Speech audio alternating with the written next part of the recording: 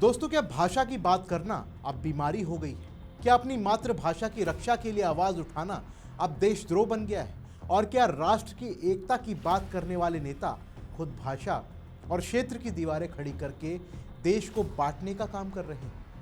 दोस्तों, ये सवाल हम इसलिए पूछ रहे हैं क्योंकि राष्ट्रीय स्वयंसेवक संघ के सरसंघचालक मोहन भागवत ने एक कार्यक्रम में भाषा पर जो कहा, उससे नया विवाद खड़ा हो गया है। उन्होंने कहा कि भाषा पर जोर देना, उसके लिए आंदोलन करना एक स्थानीय बीमारी है। और इस बयान पर महाराष्ट्र नवनिर्माण सेना के अध्यक्ष राज ठाकरे ने जो प्रतिक्रिया दी, वो सुनकर लगता है कि पुरानी राजनीति फिर जिंदा हो गई। नमस्कार, मेरा नाम है शुभम गुप्ता और आप देखना शुरू कर चुके हैं वीके न्यूज। दोस्तों, आज हम इसी विवाद को गहराई से समझेंगे क्योंकि ये सिर्फ दो नेताओं की बयानबाजी का खेल नहीं है, ये उस सोच का आईना है जो राष्ट्र की एकता की बातें करती है लेकिन क्षेत्रीय भावनाओं को भड़काकर वोट की राजनीति करती है। दोस्तों, 8 फरवरी को मुंबई में एक कार्यक्रम में मोहन भागवत ने कहा कि भाषा को लेकर जिद करना, उसके लिए आंदोलन करना एक बीमारी है। ये बयान ऐसे समय में आया जब देश में भाषाई विवाद फिर गर्मा रहे हैं। भागवत की बात साफ थी कि राष्ट्र एक है, भाषाएं उसकी विविधता है, लेकिन भाषा के नाम पर बंटवारा नहीं होना चाहिए। ये बयान राष्ट्र की एकता पर जोर देते हैं।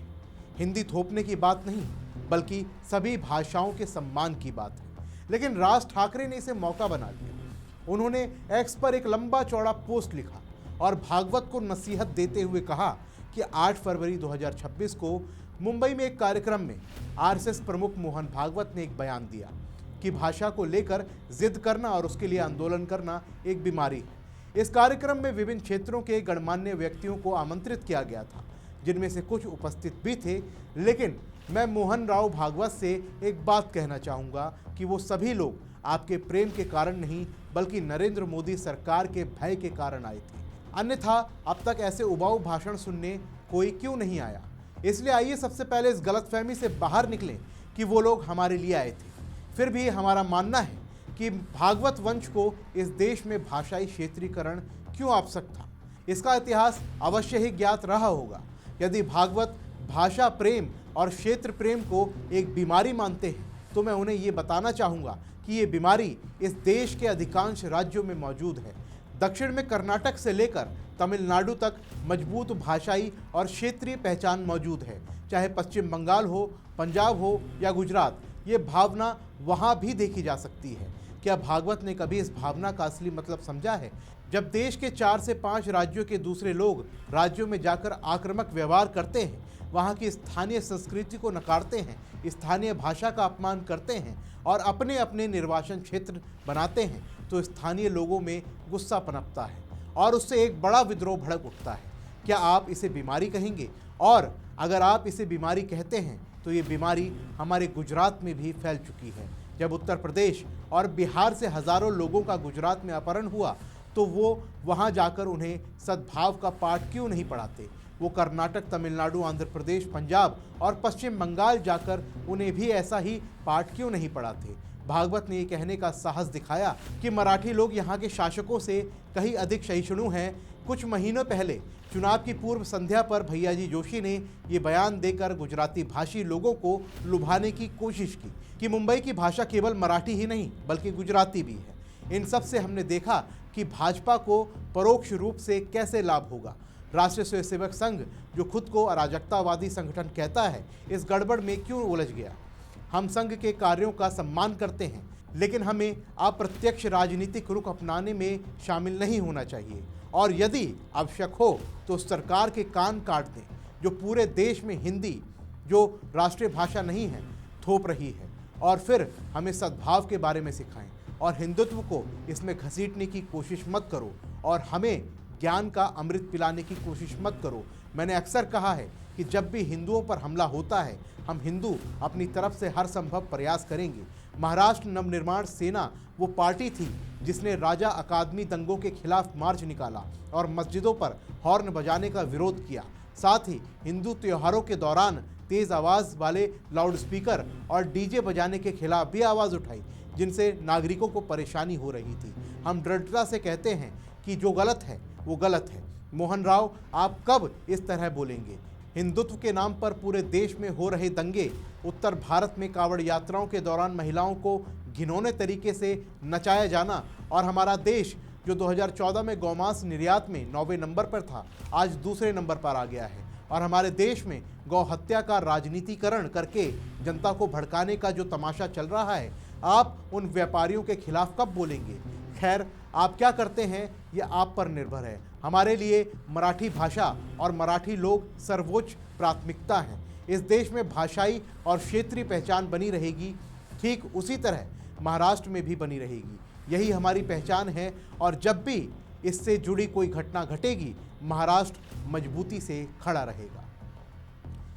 दोस्तों, राज ठाकरे की ये बातें सुनकर लगता है वही पुराना राज ठाकरे जो कभी उत्तर भारतीयों पर हमले करवाते थे, मुंबई में मारपीट करवाते थे, टैक्सी ड्राइवरों को पीटा करते थे, भाषा के नाम पर गुंडागर्दी करते थे। अब फिर वही करना चाहते हैं। वो भागवत की बात को तोड़ मरोड़ कर मराठी अस्मिता का मुद्दा बनाना चाह रहे हैं। लेकिन राज ठाकरे, आपकी अस्मिता कहाँ गई जब आपकी पार्टी सत्ता में थी? मन से कब मजबूत हुई? कभी नहीं। सिर्फ शोर, सिर्फ बंटवारा। राज ठाकरे कहते हैं कि सरकार हिंदी थोप रही है, लेकिन केंद्र सरकार ने कभी हिंदी थोपने की बात नहीं कही। 3 भाषा फॉर्मूला पुराना है, सभी भाषाओं का सम्मान है, लेकिन राज ठाकरे को मौका चाहिए वोट के लिए मराठी कार्ड खेलने का। वो हिंदुत्व की बात करते हैं, लेकिन भाजपा पर हमला भी करते हैं। क्यों? क्योंकि सत्ता नहीं मिली। शिंदे गुट आगे निकल गया, उद्धव भी पीछे रह गए, तो अब भाजपा पर कीचड़ उछाल रहे हैं। दोस्तों, राज ठाकरे की राजनीति हमेशा से यही रही है, बांटो और राज करो, उत्तर भारतीयों को निशाना बनाओ, भाषा का मुद्दा उठाओ, लेकिन विकास, मुंबई की समस्याओं का समाधान कभी नहीं। सिर्फ नारे, सिर्फ शोर। अब भागवत की बात पर हमला बोल रहे हैं, लेकिन भागवत ने सही कहा कि भाषा पर जिद बीमारी है। अगर हर राज्य अपनी भाषा थोपे तो राष्ट्र कैसे चलेगा? राज ठाकरे ये नहीं समझते या समझकर अनदेखा करते हैं, क्योंकि इससे उनकी दुकान चलती है दोस्तों, बंटवारे की दुकान। राज ठाकरे कहते हैं कि गुजरात, तमिलनाडु में भी भाषाई पहचान है। हाँ है, लेकिन वहाँ हिंसा नहीं है, वहाँ विकास है। लेकिन महाराष्ट्र में राज ठाकरे ने क्या किया? हिंसा भड़काई, मारपीट करवाई। ये मराठी अस्मिता है या फिर गुंडागर्दी और हिंदुत्व?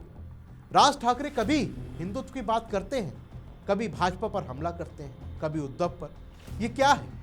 सिर्फ सत्ता की भूख। वो बाला साहब की विरासत का दावा करते तो हैं, लेकिन बाला साहब राष्ट्रवादी थे, एकता की बात करते थे, और राज ठाकरे सिर्फ बंटवारे की भाषा बोलते हैं। दोस्तों, भागवत का बयान सही है, राष्ट्र सबसे ऊपर है, भाषाएं उसकी शोभा है, लेकिन राज ठाकरे जैसे नेता इसे मौका बनाते हैं, विभाजन करते हैं, जनता को बांटते हैं।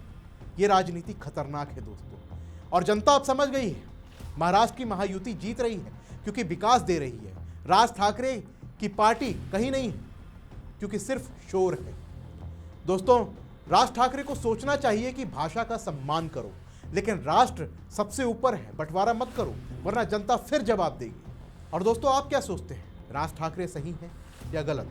कमेंट बॉक्स में हमें ज़रूर बताइए। फिलहाल के लिए इस रिपोर्ट में बस इतना ही। मिलते हैं अगली वीडियो में, तब तक के लिए जय हिंद। वीके न्यूज, राष्ट्र के नाम।